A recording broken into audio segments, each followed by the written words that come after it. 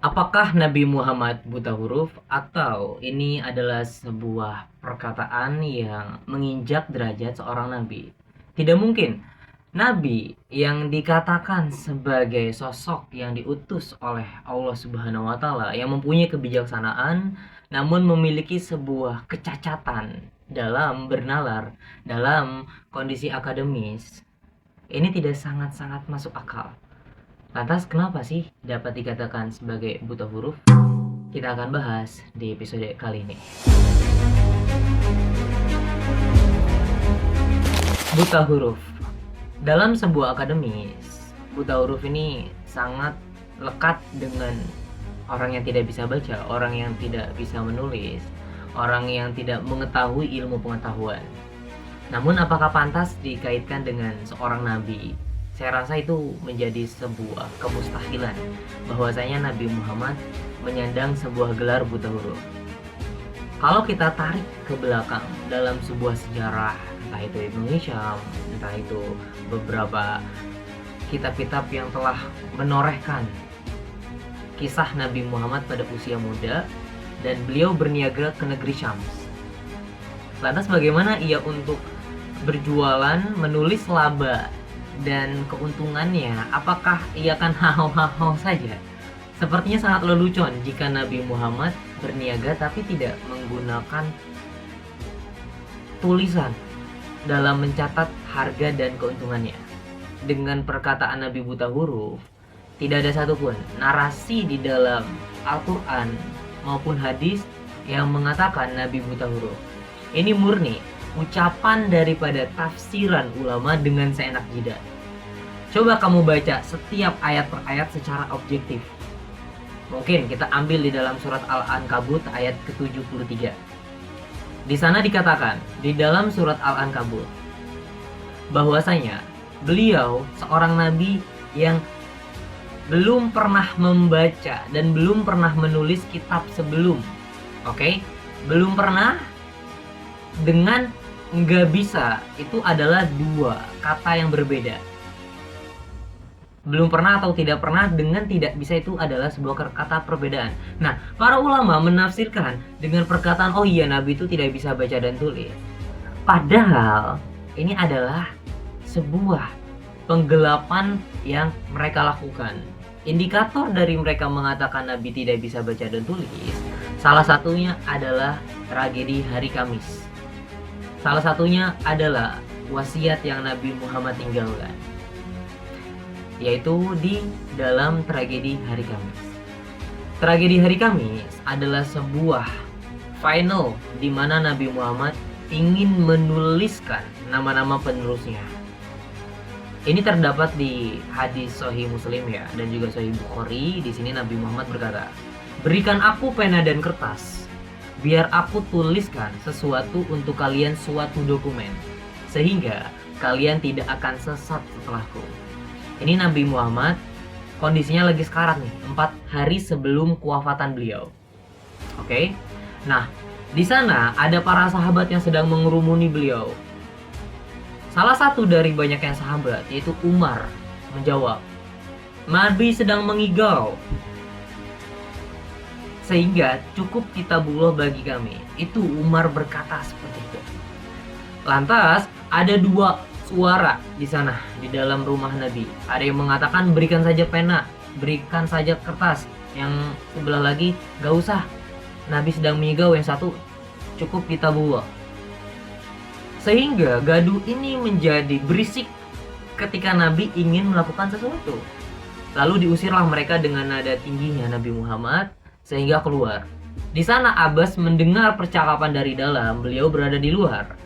Ketika keluar rombongan para sahabat, Abbas mengatakan, "Apa yang kamu lakukan dengan Nabi? Celakalah bagi kamu, apa yang ingin Nabi Muhammad tuliskan itu lebih penting dari apapun tersebut." Nah, cerita ini ternyata tertanggal apa yang ingin Nabi Muhammad tuliskan, yaitu 4 hari sebelum kewafatan Nabi Muhammad.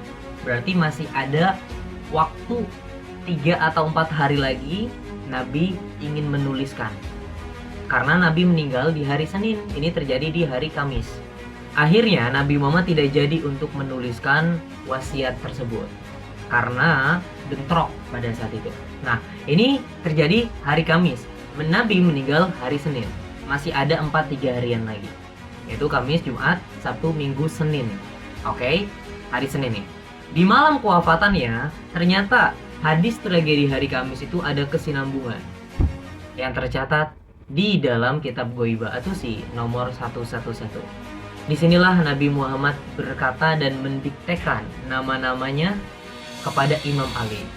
Wahai Imam Ali, sesungguhnya setelah kewafatanku akan ada 12 individu, pangkatnya imam. Dan selepas mereka akan ada lagi 12 individu lagi, pangkatnya Mahdi.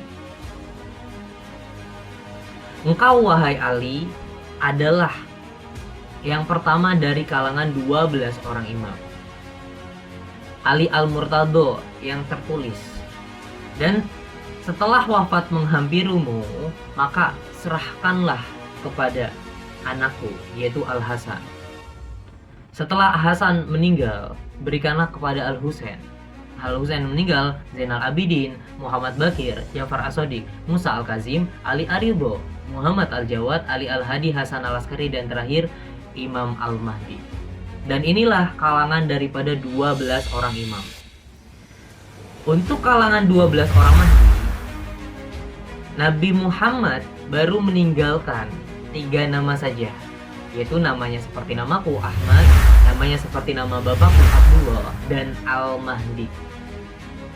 Itu yang Nabi Muhammad tinggalkan. Nah, kedudukan 12 Mahdi ini tidak diketahui oleh kalangan Sunni maupun Syiah. Syiah hanya mengetahui 12 orang imam dan 1 Mahdi. Sedangkan kalangan daripada Sunni mengetahui bahwasanya Imam Al-Mahdi namanya Ahmad bin Abdullah, entah itu Abdullah bin Al-Mahdi. Mereka mengatakan seperti itu. Tapi tidak.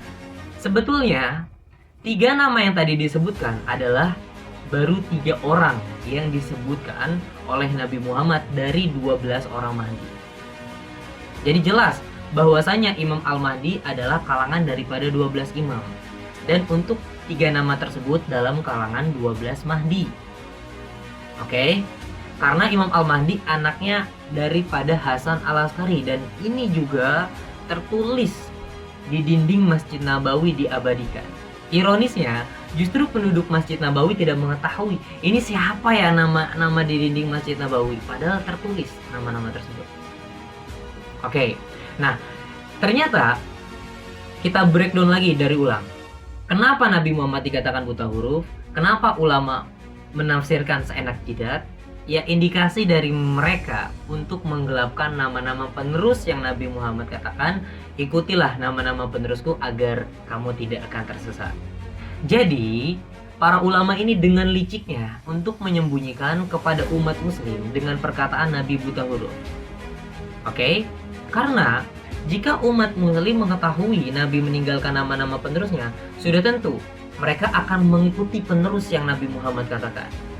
Tapi sengaja mereka membentengi dengan benteng yang kokoh dan tinggi dengan perkataan Nabi tidak buta huruf, sehingga mereka akan terus mendapat cuan-cuan daripada umatnya. Dan umatnya tidak sadar kalau mereka itu sedang dibodohi. Inilah yang menjadi indikasi kenapa pentingnya seorang utusan, pentingnya seorang pewaris, pentingnya wasiat yang ditinggalkan, dikuatkan di dalam surat Al-Baqarah ayat 180. Di sana dijelaskan bahwasanya berwasiatlah apabila maut menghampirimu. Itu sudah jelas, padahal Nabi Muhammad berwasiat. Oke? Nah, lantas pertanyaannya, apakah kita mengikuti ulama atau mengikuti Imam Al-Mahdi yang diutus? Oke, pilihan. Karena jika kita di era Nabi Muhammad, apakah pantas kita mengikuti Abu Jahal dan pemuka agama lainnya dibanding Nabi Muhammadnya? Di era Nabi Musa kita mengikuti Nabi Musanya atau pemuka Fir'aun dan teman-temannya. Dan saat ini di era Imam Al-Mahdi, ketika Imam Al-Mahdi muncul, apakah pantas mengikuti pemuka ulama-ulama yang menyembunyikan kebenaran atau Imam Al-Mahdinya? Jadi harus kita mengikuti Nabi Muhammad, mengikuti Nabi Musa, mengikuti Imam Al-Mahdi karena beliaulah yang diutus oleh Nabi Muhammad SAW. Dan masih banyak lagi kecacatan yang telah berlaku oleh para ulama. Sebab itu Nabi Muhammad berkata di dalam narasi hadisnya, di akhir zaman Islam hanya tinggal nama, Al-Quran hanya tinggal tulisan, masjidnya megah namun tidak ada hidayah di dalamnya. Para ulama mereka akan menjadi makhluk yang paling buruk di bawah naungan langit. Daripadanya lah fitnah akan datang dan kembali fitnah itu. Oke, ini sudah jelas di dalam narasi hadis. Dalam kenapa ulama tidak pantas diikuti dan kita harus mengikuti Imam Al-Mahdi, mungkin kita akan bahas di episode kedua ya. Oke, Assalamualaikum warahmatullahi wabarakatuh.